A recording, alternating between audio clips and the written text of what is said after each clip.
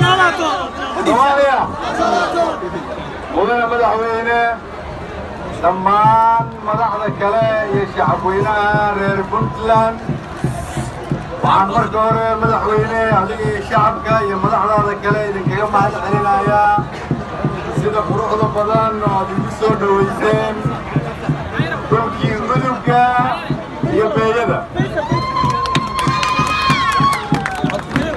waxaan idinkaga mahadcelinayaa sida quruxda badan oo aad igu soo dhaweyseen dhulkii saldhigga u ahaa horumarka iyo ilbaxnimada Soomaaliyeed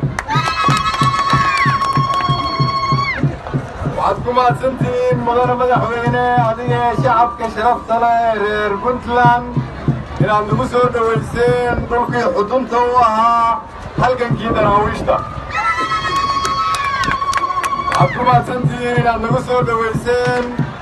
dhulkii barwaaqada iyo horumarka oo nasiib u yeeshay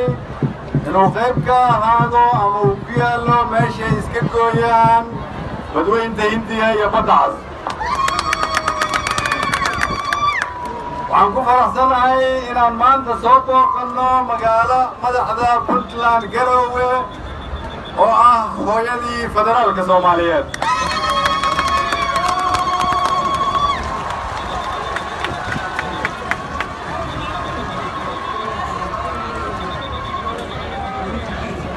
soo dhaweyntiina qiimaha badan waxaan ku fahmay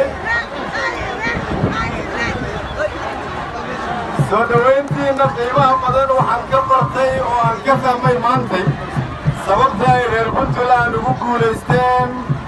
nabadda midnimada iyo dowladnimada halkan ka muuqata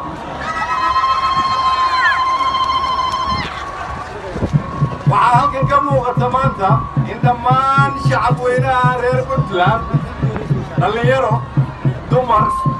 siyaasiyiin salaadiin odayaal dhaqameed ganacsato